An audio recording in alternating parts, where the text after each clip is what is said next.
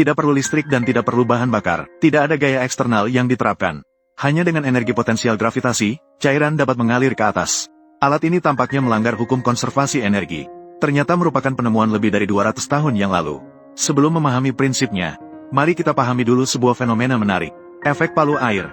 Ketika air mengalir dengan cepat dalam pipa tekanan, jika katup tiba-tiba ditutup, aliran air akan menerjang katup karena inersia, sehingga menghasilkan gelombang tekanan yang kuat di dalam pipa.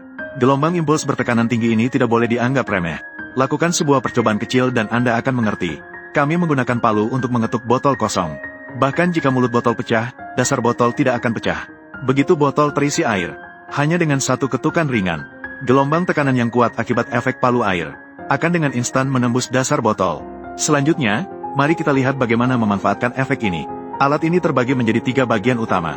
Pertama adalah ruang palu air di tengah. Di atas ruang ada katup pembuangan yang memiliki massa tertentu. Di sebelah kanan ruang palu air terhubung dengan ruang pembuangan. Di sini juga terdapat katup berhenti. Bedanya dengan katup pembuangan, katup ini dilengkapi dengan pegas. Oleh karena itu, lebih sulit untuk mendorong dibandingkan katup pembuangan. Di sebelah kiri ruang palu air terhubung dengan ruang masuk air. Di dalam ruang terdapat sebuah saklar putar. Ruang masuk air terhubung dengan sumber air melalui pipa. Hal yang perlu diperhatikan di sini adalah, alat ini harus dipasang pada posisi yang lebih rendah daripada aliran air. Semakin besar perbedaan tinggi, semakin besar energi potensial gravitasi. Ketika saklar dinyalakan, air mengalir masuk ke dalam alat. Pada saat ini terdapat 2 jalur. Satu jalur menuju katup berhenti. Jalur lainnya menuju katup pembuangan. Karena katup berhenti dalam keadaan tertutup, maka air akan keluar dari kedua sisi katup pembuangan. Namun, jumlah air yang keluar lebih kecil daripada jumlah air yang masuk. Oleh karena itu, tekanan air di dalam alat terus meningkat. Ketika tekanan air lebih besar daripada gaya gravitasi yang diterima katup pembuangan, katup pembuangan akan terangkat dan menutup keluarnya. Pada saat ini, aliran air terus masuk. Namun, tidak ada keluaran untuk dibuang. Tekanan di dalam alat semakin besar. Efek palu air yang disebutkan di awal pun diaktifkan.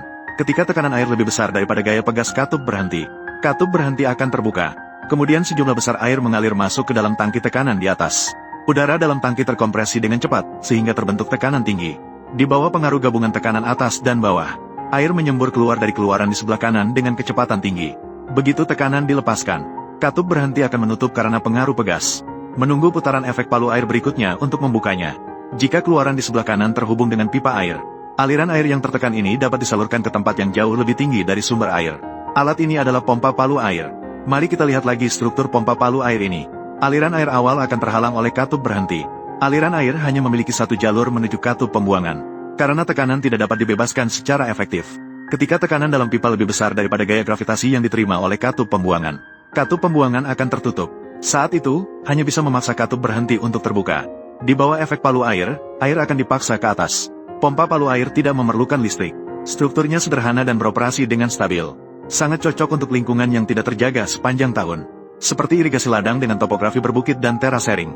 Atau untuk menyuplai sumber air ke daerah penggembalaan. Apakah kamu sudah belajar?